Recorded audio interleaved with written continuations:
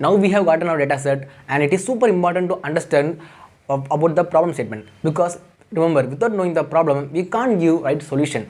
So in this video we will discuss about the problem.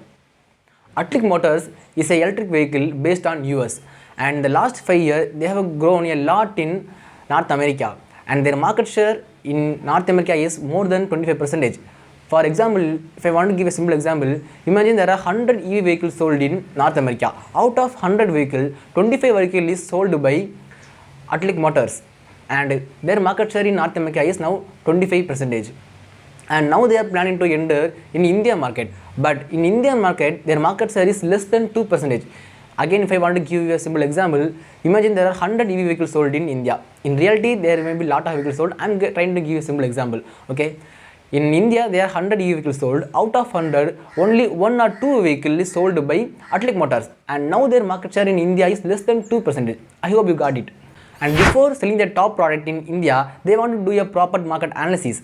So here is the main character, like you and me, come in. Imagine yourself as a Peter Pandey, as a data analyst working for AtliQ Motors India.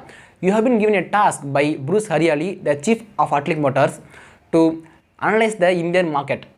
Your job is to go through the data and answer key business questions. You can use any tools like SQL, Power BI, Excel, or anything you are comfortable with, but in this bootcamp we are going to use Power BI. The goal is to create a clean and insightful dashboard that looks clear, so anyone in the company can understand your dashboard at a glance. And hey, if you want to go an extra mile, you can add external data too, maybe like market trends, pricing data, or competitor analysis, but that's optional. If you want, you can go for it. So that's the problem statement for our project.